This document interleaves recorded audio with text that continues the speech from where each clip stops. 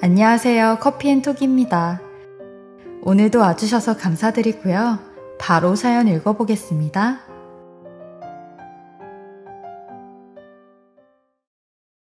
안녕하세요. 저는 현재 30대 후반으로 인생을 헛살았다 후회하고 있는 여자입니다.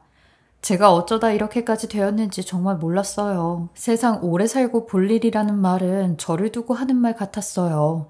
물론 제가 아직 30 후반밖에 되지 않았지만 제 인생 이야기를 들어보시면 다들 이런 생각을 할 만도 하겠구나 싶으실 거예요. 세상에 저 같은 사람이 또 있을까 싶어 이렇게 사연을 보내게 되었습니다. 인생 호사다마라고 좋은 일 끝엔 나쁜 일이 오고 나쁜 일 끝엔 좋은 일이 온다고 하는데 제 인생은 좋은 일에도 나쁜 일에도 항상 끝엔 나쁜 일이 오는 것 같아요. 저는 20대 중반부터 직장 생활을 했었는데 직장 생활을 하면서도 소심한 성격 때문에 늘 어려운 점이 많아 이직도 잦았고 어느 한 곳에 발을 붙이지 못했어요. 지금 생각해보면 나랑 맞지 않는 옷을 입고 있었던 것 같았죠. 그래서 어느 주말에 갑갑한 마음을 달래려고 제 고향을 찾아간 적이 있었어요. 10몇 년 만에 찾아갔는데도 어릴 때 다니던 초등학교와 동네는 힘든 세상살이의 위로가 되어주는 것 같았어요. 마치 계속 살아왔던 것처럼 마음이 편안했는데 고향이란 곳은 이런 마법이 있는 것 같았죠. 그리고 저는 그 동네에 간 김에 아직까지도 고향에 사는 친한 언니를 만났어요. 그 언니와는 자주 연락을 했기에 고향에 간 김에 겸사겸사 만났죠. 그런데 그날이 제 인생을 이렇게까지 바꿀 줄은 몰랐어요. 저는 아직도 그때 내가 그곳에 가지 않았더라면, 고향을 내려가지 않았더라면 내 인생이 이렇게까지 꼬였을까 싶은 생각도 해요. 저는 언니와 동네 카페에서 한참 수다를 떨고 있는데 누군가의 시선을 느끼게 되었어요. 어떤 남자였는데 저를 흘끔흘끔 쳐다보는 것도 아닌 아예 대놓고 쳐다보는 사람이었죠. 같이 있던 언니도 그걸 느꼈는지 아이 성희야, 저 남자 있잖아. 왜 저렇게 너를 뚫어져라 쳐다보는 거니? 혹시 너 아는 사람이야? 그치 언니, 나 쳐다보는 거 같지? 아니, 난 모르는 사람이지. 내가 이분들을 어떻게 알아? 얘, 내가 가서 물어볼까? 왜 그렇게 쳐다보냐고. 아이 언니, 하지마.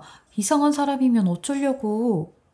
소심한 저와는 다르게 호탕한 성격을 가진 언니는 말리는 저를 뒤로하고 이내 그 남자에게 다가가 우리를 아냐고 묻더라고요. 저는 속으로 어쩜 좋아를 반복하며 얼굴까지 새빨개져 있었는데 갑자기 그 남자가 제 쪽으로 와선 제 이름을 우렁차게 부르는 겁니다.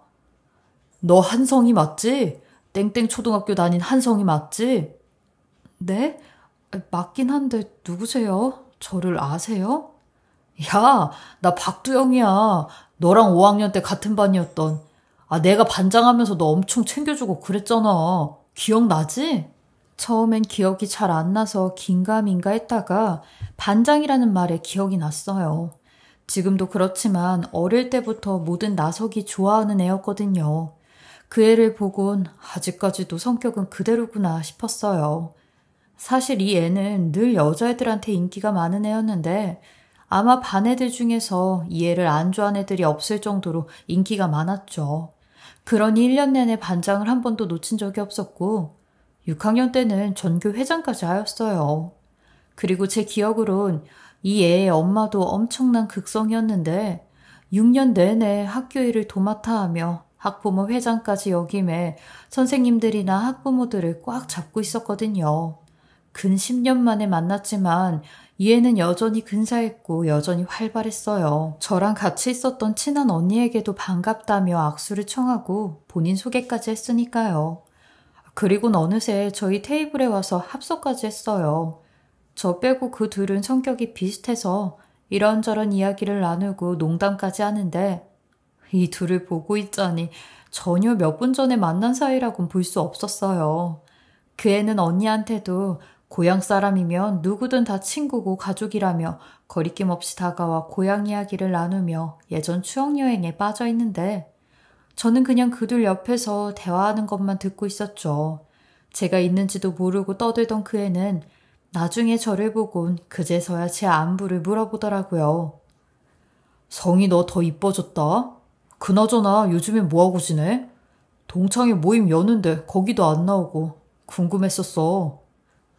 난 그냥 대학 졸업하고 직장 다니면서 지내. 너는? 나는 삼수에서 늦게 대학 들어가서 지금은 한 학기 남았어. 이야기를 들어보니 군대 다녀온 지 얼마 안 되었고 저보고 벌써 직장 생활도 하고 부럽다며 본인은 대입이 뜻대로 되지 않아 마음고생을 많이 했다 하더라고요. 그리고 그것 때문에 졸업 후에도 취직이 제일 걱정이라며 저한테 조언을 구하더라고요. 저도 뭐 대단한 기업에 다니는 게 아니라 딱히 조언이라고는 해줄 말이 없었는데 너무 진지하게 조언을 구한다고 하길래 어쩌다 보니 맥주까지 한 잔 마시게 되었어요. 친한 언니도 저보고 동창이랑 오랜만에 만났으니 본인이 자리를 피해준다며 갔고요. 나도 뭐 딱히 조언이라고 해줄 건 없어. 나도 직장 생활을 잘한 편은 아니어서 2번이나 이직했거든. 그래도 너 정도면 인서울에 학점도 좋았다며. 그러니까 이직도 쉽고 취직도 잘 된 거겠지. 나도 네가 다니는 회사 정도만 들어갔으면 좋겠다. 사실 이 회사도 계속 다녀야 할지 말지 너무 고민돼. 내 성격이 워낙 소심 중에도 극소심한 성격이라 누구한테 말을 잘 못하거든. 그러니까 사람들도 나를 만만하게 보는 것 같아. 근데 너는 그 반대잖아. 그러니까 취업도 잘할 거고 회사 생활도 잘할 거야.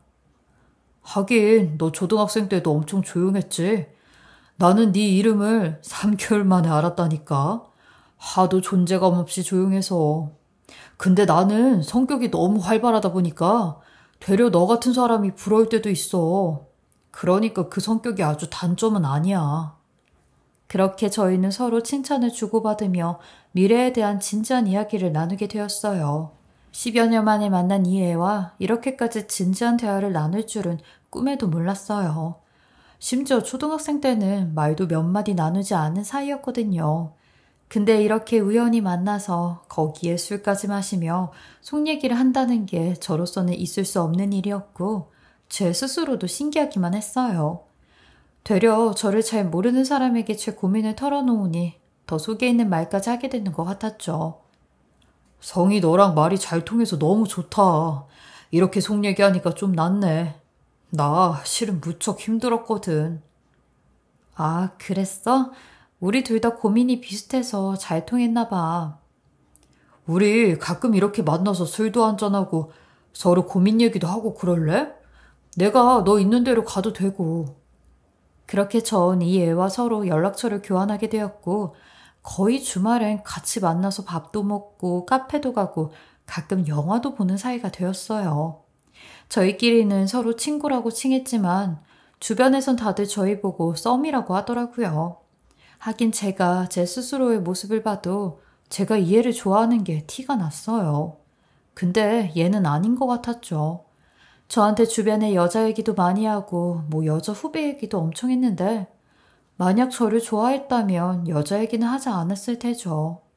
그렇게 저희는 그냥 친구 사이로 1년 반 정도를 지냈는데 그 사이에 얘는 졸업을 했고 취업 준비를 하였어요. 그리고 그때 취업 준비하는 걸 제가 많이 도와줬죠. 그땐 저도 얘를 짝사랑하고 있던 터라 제가 얘를 위해 뭔가 도와줄 수 있는 게 좋았어요. 그래서 별로 힘든 것도 없었는데 제가 이렇게 도와줄 때마다 이 애는 꼭 보답을 한다고 하였어요. 그땐 그 보답의 뜻이 자기가 원하는 회사에 취업해 저한테 그 기쁜 소식을 안겨준다는 뜻인 줄 알았는데 알고 보니 그게 아니었어요. 본인이 원하는 회사에 취업을 하자마자 저한테 사귀자고 하는 고백이 그 보답이었죠. 그 애는 취업에 성공을 했고 합격 소식을 보곤 바로 그날 저녁에 저한테 와서 꽃을 주며 사귀자고 하였어요. 그동안 나도 너 많이 좋아했는데 취직도 못한 내가 너한테 사귀자고 하는 게 너무 양심이 없는 것 같아서 취직하자마자 너한테 고백하고 싶었어. 그리고 매일매일 너 보고 싶어서 일부러 취업 준비하는 거 도와달라고 했고 다른 여자 얘기한 것도 네가 나에 대한 마음을 확인하고 싶어서 그랬던 거야. 그동안 마음고생 많았지? 저는 얘가 그런 깊은 생각을 하는 줄 전혀 몰랐고 그제서야 얘가 저한테 했던 행동들이 파노라마처럼 스쳐 지나갔어요. 그렇게 저희는 그냥 친구 사이에서 연인 사이가 되었고 1년 정도 사귀게 되었어요. 남자친구는 저에게도 그렇고 사회생활 하는 것도 그렇고 아주 잘했어요. 저와는 다르게 일도 너무 잘해서 늘 칭찬을 받았고 업무 능력도 뛰어나 저보다 승진을 더 빨리 할 것만 같았죠. 게다가 다들 가기 싫어하는 회사를 일요일 저녁만 되면 빨리 가고 싶다고 할 정도였거든요. 저도 이런 남자친구의 에너지를 받아서 그런가 만난 지 1년 만에 정말 많이 바뀌게 되었어요. 집에만 있는 저를 밖으로 끌고 나와 활동적인 여가 생활도 하고 사람들도 많이 만나 교류도 하곤 했죠. 이 사람이랑 있으면 늘 행복했어요. 그리고 만난 지 1년 되던 해 저희는 결국 사고를 치고 말았습니다. 제가 임신이 되어버린 거죠. 임신했던 사실에 저도 남자친구도 너무 놀랐는데 남자친구는 무조건 아이는 낳자고 하였어요.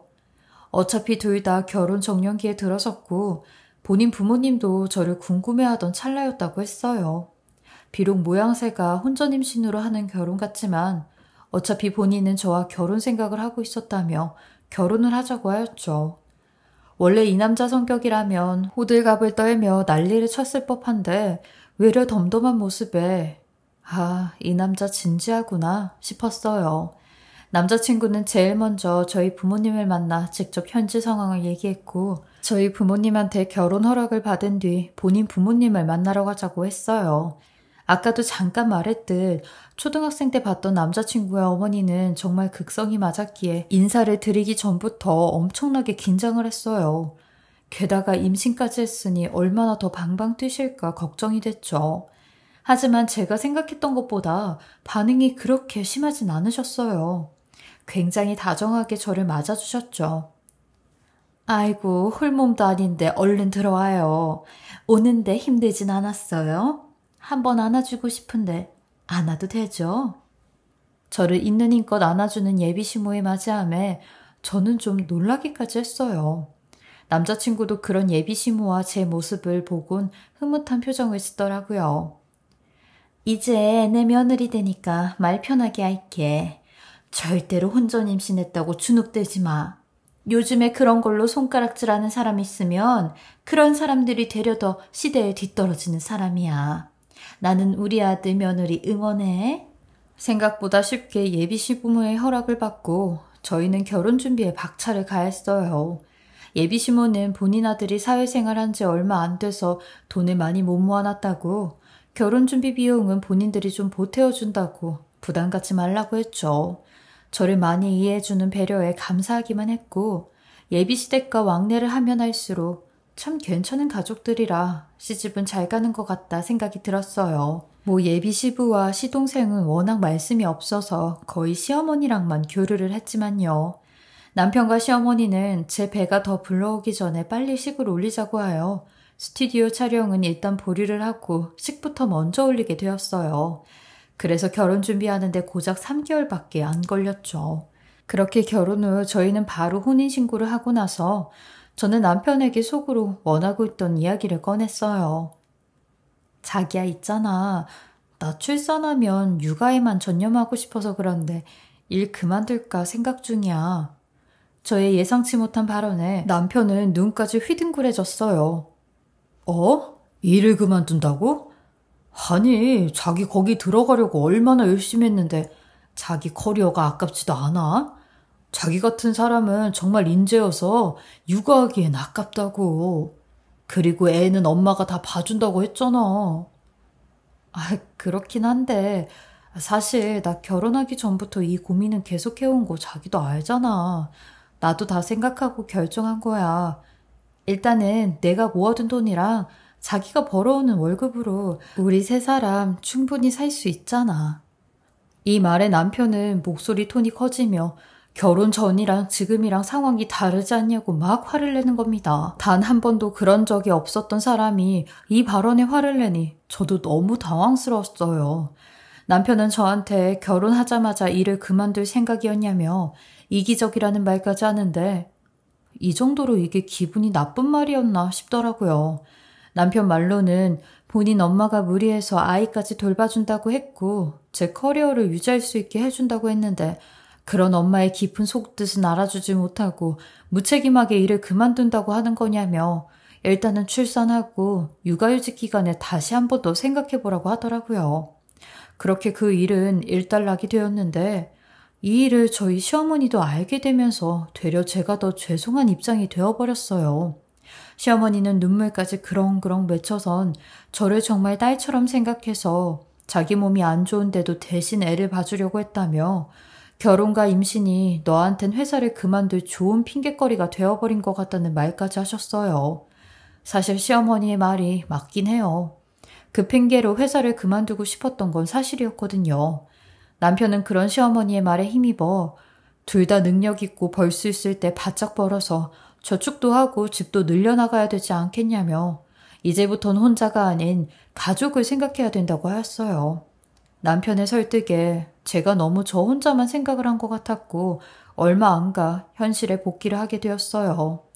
그런데 그런 스트레스가 내색은 안 했지만 많이 심했는지 임신 6개월 만에 뱃속의 아기가 유산이 되어버렸어요. 회사에서 유산 사실을 알곤 정말 화장실이 떠나갈 듯이 울었네요. 그 죄책감이 너무 심해 잠도 못 자고 먹지도 못하는 생활을 이어나갔어요. 삶이 무기력해 회사도 결근하는 날이 많았어요. 제가 가장 싫어한 회사 생활 때문에 가장 소중한 존재를 잃었으니 얼마나 가기가 싫겠나요. 결국 회사는 냉정하리만큼 제 사정을 봐주지 않았고 무단 결근으로 해고 통보까지 받았어요. 그래서 직장에서도 잘리게 되었죠. 남편은 이런 제게 당신 원래 이런 사람이었냐며 실망했다는 말이 먼저 나오더라고요. 자기가 알고 있던 저는 의지도 강하고 의욕도 센 사람이었는데 본인이 잘못 본 것 같다면서요. 이 말을 듣자 저도 혈압이 올라 남편한테 막 쏟아부었어요. 당신 아이가 없어졌는데 그딴 소리를 하고 싶어? 그러는 당신은 이 정도로 정없고 인색한 사람이었어? 피도 눈물도 없는 사람이었냐고. 그렇다면 나도 당신을 잘못 봤네. 잘못 봐도 한참 잘못 봤네. 그 이후로 남편과 각방 쓰며 한동안 대화도 하지 않았어요. 그땐 정말 이혼까지 하고 싶더라고요. 혼인신고라도 좀 천천히 할 걸 하는 후회까지 들었어요. 몸도 몸이지만 몸보다 마음고생이 더 심할 무렵 저희 엄마한테 전화가 왔는데 카페를 하는 막내 이모가 갑자기 몸이 안 좋아져서 급하게 카페 알바할 사람을 찾는다고 했어요. 엄마는 딸이 더 걱정인지라 집에만 있지 말고 알바라도 하면서 사람들을 만나보는 게 어떠냐고 하셨죠. 원래 저라면 거절을 했을 텐데 엄마의 간절한 부탁이 하겠다고 했어요. 어찌됐든 저 또한 무언가 붙잡을 만한 게 간절히 필요하긴 했거든요. 그래서 왕복으로 3시간이나 걸리는 곳인데도 출근을 해서 일을 하기 시작했어요. 늘 이런 카페 하나 하는 게 소원이긴 했는데 잘 됐다 싶은 마음에 열심히 했죠. 그리고 일을 하다 보니 카페 일이 제 적성에도 잘 맞았는지 이 일을 하면서부터 삶의 활력이 좀 채워지는 그런 기분이 들었어요. 물론 남편과 시부모님은 이런 저를 못마땅해 하였고요. 그럴 때마다 남편한테도 당신이 좋아하는 돈 벌러 가는데 뭐가 그렇게 불만이냐고 했네요. 그러던 중 이모의 건강이 더 악화가 되면서 저한테 이 카페를 맡아서 하겠냐고 물으시더라고요.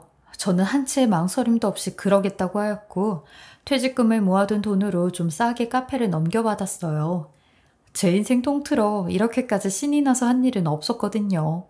그렇게 저는 내 사업체를 갖게 되면서 점점 더 욕심이 생겨 음료만 파는 것보다 다양하게 음식도 팔아보자 생각해 어느 순간부터 제가 만든 샐러드나 취미로 하던 베이킹으로 빵을 만들어 팔기 시작했어요. 그러면서 매출이 거의 2배 가까이 오르게 되었고 제가 돈을 잘 버니 단연코 좋아하는 사람은 남편과 시모였어요. 다시 활기를 점점 얻는 저를 보면서 어쩌면 나는 이제서야 내 적성을 찾았구나 싶더라고요. 카페의 매출은 하루하루 더 늘어갔고 저희 카페를 찾는 손님들도 다들 저보고 손맛이 좋다고 칭찬을 아끼지 않으셨어요. 그 말에 브런치 메뉴를 좀 더 늘려 파스타 요리도 하게 되었는데 호응이 좋았고 마침 옆 상가가 공실이 나서 저는 레스토랑까지 확장을 하게 되었어요. 그제서야 시모는 어머, 우리 며느리한테 이런 대담함이 있는지 또 몰랐네. 나는 이제야 우리 며느리가 회사 생활 힘들어한 이유를 알았어. 우리 며느리는 일반 직장 생활할 사람이 아니라 사장이 될 사람이었던 거야. 아유, 장하다 장해. 남편도 이런 제 성공에 본인이 더 기가 산다며 좋아라 했어요. 근데 이런 성공에도 그만큼 제 목숨이 들어가 있었기에 성장을 할 수 있었던 거였죠. 정말 목숨 걸고 했거든요. 레스토랑까지 확장했을 땐 거의 2년 동안 10번도 안 쉬고 가게와 집만 왔다 갔다 했어요. 회사에 다닐 땐 늘 성과가 눈에 보이지 않아 맥이 빠졌는데 사업은 아니었죠. 사업은 내가 이만큼 하면 이만큼 성장하는 게 눈에 바로바로 보여 점점 더 욕심이 났어요. 그리고 이렇게 열심히 살다 보니 제게도 기회가 오게 되었죠. 정말 운이 좋게도 쇼핑몰에서 저희 레스토랑과 베이커리를 입점을 하고 싶다고 연락이 왔어요. 남편과 시어머니는 이 소식을 듣자마자 무조건 하라고 했죠. 그런데 문제는 지금부터 시작이었어요. 시어머니께서 제가 본사까지 차려서 사업을 점점 더 확장해 나가려고 하니 그 자리를 자기가 차지하려고 침을 삼키고 있었죠. 분점도 아닌 본점에 본사까지 다 노리고 있는데 절 보곤 당당하게 예, 그 회사를 나한테 맡기고 넌 이제 애 가지는 데만 힘써라. 애는 언제 가지려고? 나이도 먹고 있는데. 언제는 돈 벌어오라고 하더니 이제는 애를 핑계 삼아 임신을 하라고 다그치더군요. 그 말을 듣는데 기가 막혔어요. 내가 어떻게 만든 회사인데 이제 승승장구하는 내 회사를 넘보냐고요. 근데 더 웃긴 건 남편이었어요. 남편 또한 시어머니와 입을 맞췄는지 하루가 멀다 하고 제 회사 이야기를 하며 자기는 아직 나이도 어리고 경험도 없으니까 사업 경험 있는 엄마한테 일단 맡겨서 키우는 건 어때? 엄마가 나 초등학생 때부터 한 7년간 사업했잖아. 그때 엄마가 돈을 얼마나 많이 벌었는지 그 덕에 내가 초등학교도 편하게 다녔잖아. 선생님들이 괜히 날 예뻐했냐고. 다 엄마가 돈 쓰니까 이뻐한 거지. 당신도 기억나지? 우리 엄마 파워 대단했던 거. 가재는 개편이라더니 남편이랑 작자가 이러더군요. 그저 호시탐탐 제 회사를 노리고 있는 그 태도들이 너무나도 역겹더군요. 정말 남편이란 놈과 시어머니란 인간에게 정이 다 떨어지는 그런 순간들이었어요. 내 건데 왜 시어머니한테 맡겨? 내가 경험이 없었으면 이 정도까지 키웠겠어? 그것도 단 몇 년 만에? 제발 쓸데없는 소리 하지 마. 있던 정내미도 다 떨어지니까. 남편에게도 아주 단단히 경고를 했습니다. 당연히 이 말이 시어머니 귀에도 들어갔을 거고요. 시어머니는 제게 하루가 멀다 전화해 갖은 저주를 퍼부었는데 시댁과도 사이가 악화됐을 때 남편은 불붙은 제게 기름을 붓는 일을 하였어요. 아니 글쎄 저 모르게 잘 다니던 회사까지 그만두고 제 일을 맡아서 하겠다며 이제 어쩔 거냐고 이래도 같이 사업 안 할 거냐며 사업차 하나 넘기라고 뻐기더라고요. 그 모습을 보니 더 이상은 이 집 식구들과 함께 할 수 없겠다는 생각에 진심으로 이혼을 하자고 이혼 서류까지 들이밀었어요. 내가 승승장구하니까 숟가락 좀 얹어보려고? 그 숟가락 갖다 부수어버리기 전에 이혼하자. 이 사람 겉으로 보기엔 참 좋은데 속 깊이 알고 나니 정말 엉망이었어요. 성향이 맞지 않는 것도 결국엔 문제로 이어졌고 점점 대화가 줄어들며 남처럼 살았죠. 처음엔 주변에서도 결혼 생활이 다 그런 거라고 해서 원래 이런 거구나 싶어 잘 살고 싶었어요. 원래 애초에 혼전 임신 때문에 시작된 결혼이었고 저 또한 어떤 도피처로 삼은 결혼이었기에 맞추며 살아가야 된다는 생각이 있었죠. 하지만 그 한계가 오면서 결국 이혼을 선포한 겁니다. 그런데 한 가지 뭔가 이상한 게 있었어요. 남편은 늘 본인 회사에 대한 프라이드가 강한 사람이었는데 갑자기 이렇게 회사를 그만두었다는 게 전혀 이해가 안 갔거든요. 그래서 남편 몰래 이 사람 뒷조사를 해봤어요. 제 지인이 남편 회사 인사과 과장님과 잘 아는 사이였고 그분을 통해 남편의 퇴직에 관해 물어보았죠. 그런데 저는 그분을 통해 전혀 생각지도 못한 어마어마한 이야기를 듣게 되었어요. 저 박두영 씨라는 분은 저희 회사에 입사한 적이 없는 분이세요. 생년월일이랑 입사 퇴사 날짜 다 조회해봤는데 그런 분은 안 계시는데요. 혹시 착각하신 건 아니시죠? 이 말을 듣고도 한참을 믿기지가 않아 몇 번이나 다시 찾아봐달라고 부탁을 드렸어요. 그런데 역시나 남편은 그 회사에서 일을 한 적이 없는 사람이었어요. 생각해보면 결혼을 하고 나서 저희 부부는 월급을 각자 따로 관리를 했어요. 물론 남편의 제안이었죠. 각자 월급을 관리하고 공동으로 얼마만 내서 그 돈으로 생활비를 쓰고 저금을 하자고 하였거든요. 그럼 대체 그 돈은 어디서 났는지, 설마 107, 80만 원 하는 돈을 알바로 벌었나? 아님 시댁에서 준 건가 하는 의문까지 들었죠. 그럼 여태 저한테 보여줬던 회사 사원증과 회사 워크숍 사진들은 죄다 가짜고 위조고 사기였나 싶었어요. 저는 그 사실을 알곤 더 이혼 사유가 생겼다 싶었고 모든 증거들을 모아 시댁에 가서 터뜨릴 생각을 하고 있었어요. 아마 시부모님도 이 사실은 모르고 있을 수 있잖아요. 여태 자기 아들이 중견기업에 다니고 있다고 생각할 수도 있으니 다 알려줘서 현실에서 빨리 나오라고 얘기해 주려고 했죠. 일부러 저는 남편에게도 미리 얘기하지 않았어요.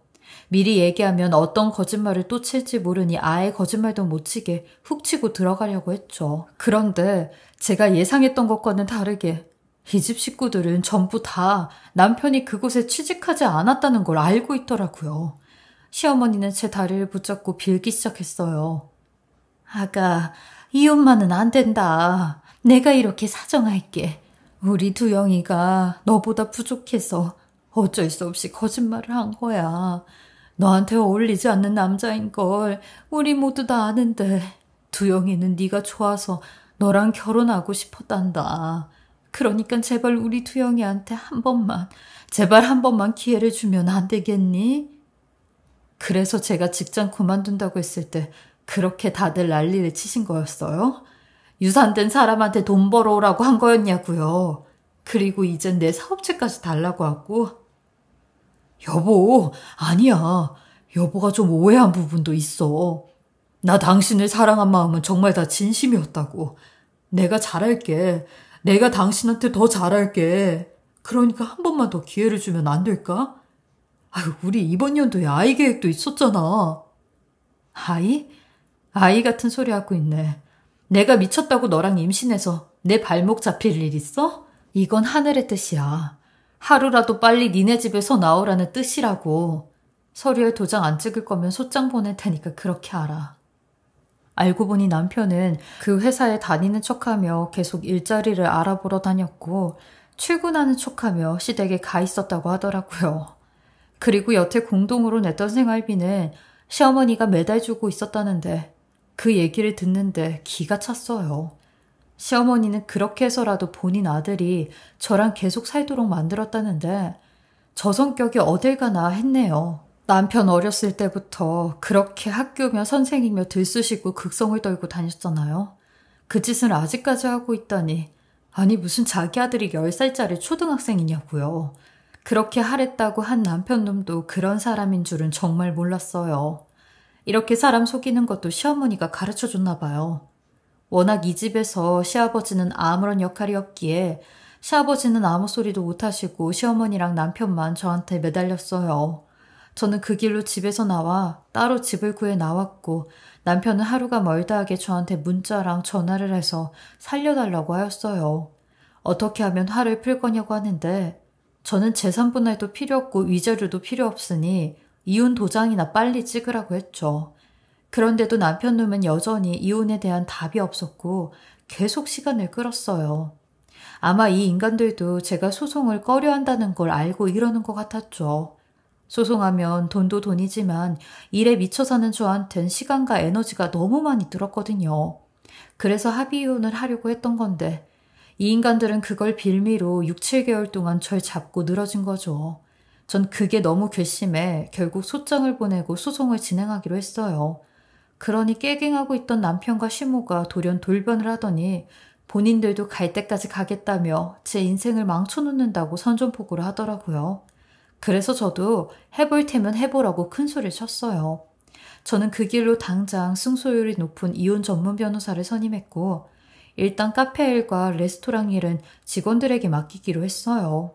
제 손이 하나라도 안 거치면 안 됐지만 일단은 소송이 우선이니 소송에 제 모든 걸 쏟기로 했죠.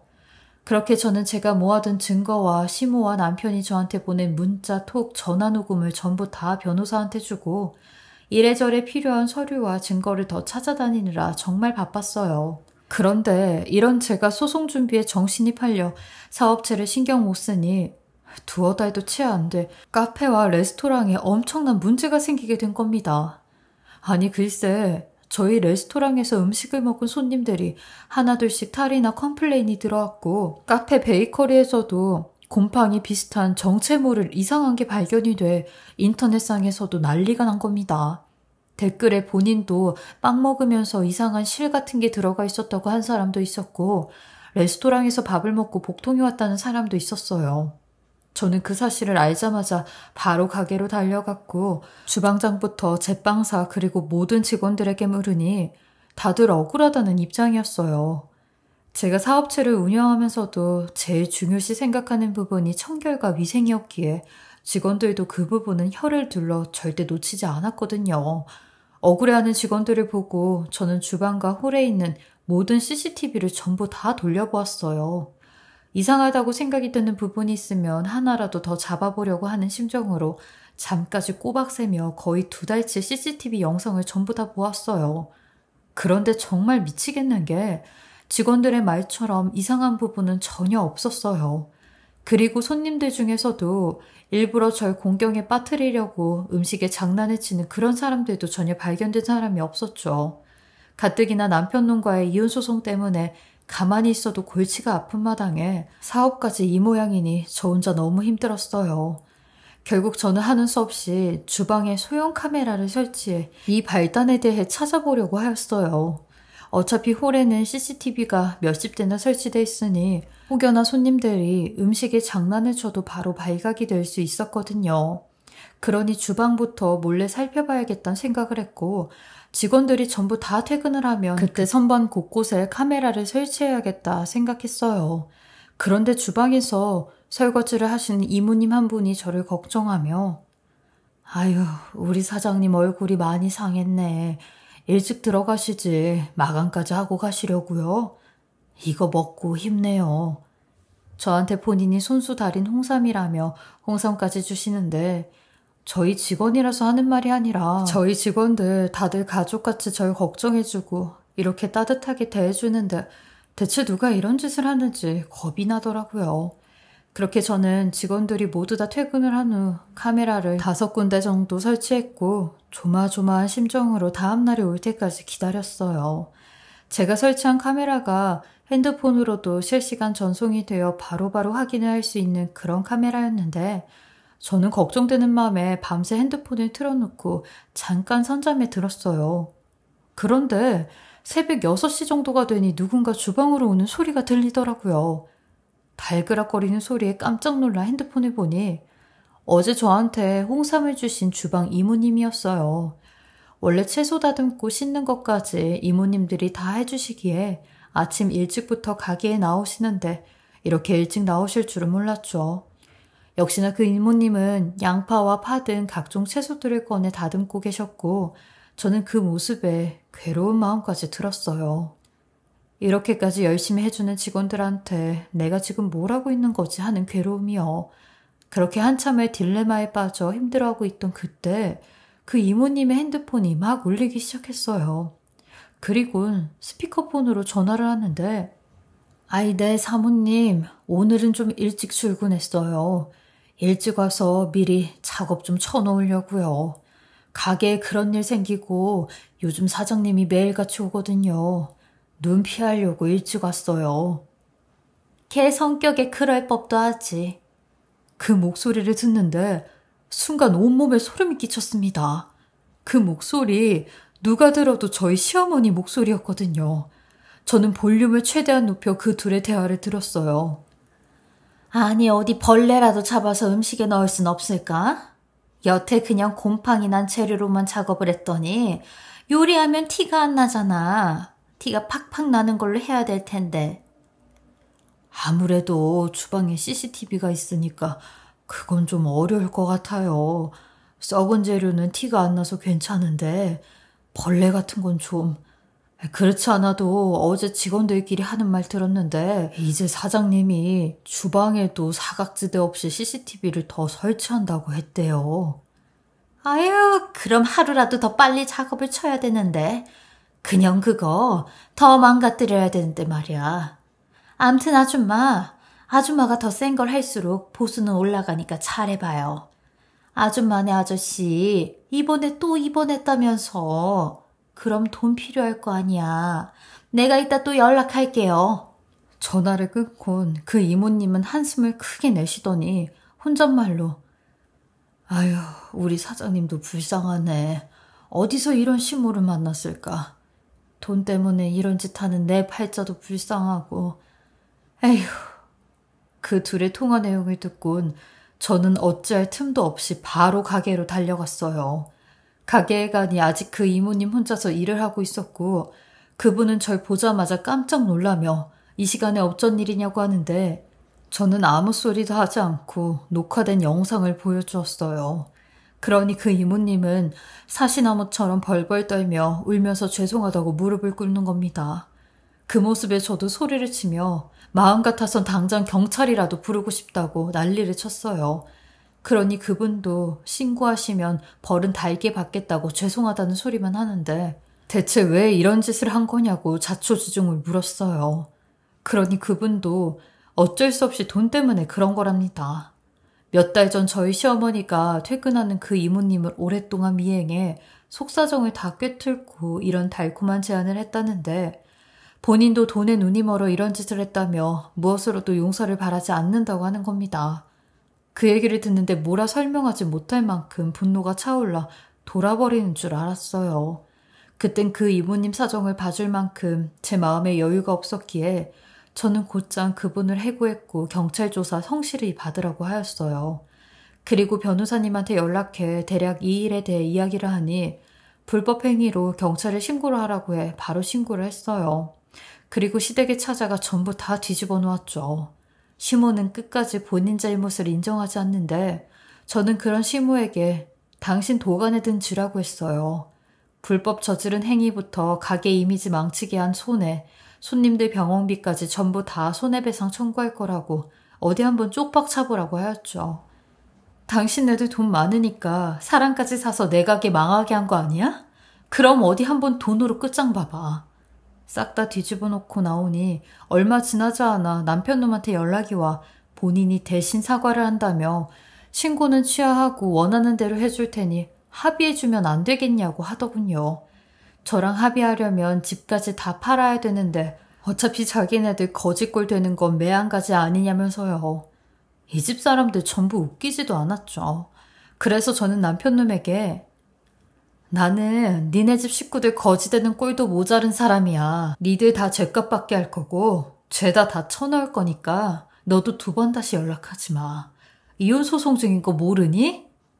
아주 상종을 못할 무식한 인간들이었죠. 시간이 지날수록 그 인간들은 본인들이 매우 불리하다는 걸 알곤 몇 번이나 절 찾아와 집 앞에서 무릎 꿇고 사정을 했는데 심지어 가게까지 찾아와 그 짓을 했어요. 저도 눈 하나 깜짝 안 하고 영업방해로 신고를 해버렸죠. 길고 긴 시간 소송과 조사 끝에 전 드디어 그 인간과 이혼해 위자료까지 받아올 수 있었고 저를 속여 가짜 회사를 다녔기에 그 인간이 재산에 기여한 바는 인정해야 한데 재산분할도 유리하게 해왔어요. 그리고 시모였던 그 여자와 식당 이모님도 저한테 손해배상을 하게 되었죠. 시모였던 그 여자는 재판을 받으면서도 완전히 빈털터리가 되었다며 배상 감형을 요구했지만 꿈도 크지 아예 받아들여지지도 않았어요. 그렇게 저는 거의 2년 동안 법원을 들락날락하며 마음고생을 했고 이제야 모든 게 끝난 원래의 삶으로 돌아왔어요. 제 인생 중 저 인간들을 만나 망가진 시간도 많았고 이웃녀 딱지까지 붙었지만 되도록이면 이런 과거에 대해 후회하지 않으려고 해요. 그리고 당당해지려고 노력 중이고요. 가끔은 그때 내가 고향에 내려가지 않았더라면 전 남편을 만나지도 않았을 텐데 싶은 후회도 되지만 그래도 제 인생의 터닝포인트가 되어 지금은 어엿한 사업가도 되었고 구렁텅이 같은 인간들에게도 빠져나와 혼자의 삶을 즐기고 있으니 다행이다 싶어요. 이런 저에게 이제라도 꽃길이 펼쳐져 천만다행이라 생각이 듭니다. 저희 30년 넘는 인생 이야기를 속풀이하듯 분출하듯 써내려고 보았는데요. 긴 글 들어주셔서 감사하고요. 다들 저처럼 후회 없는 삶을 사시길 바라며 늘 행복하시길 바라겠습니다. 지금까지 커피앤톡이었습니다. 오늘도 끝까지 함께 해주셔서 감사하고요. 저는 다음 영상으로 또 찾아뵙겠습니다.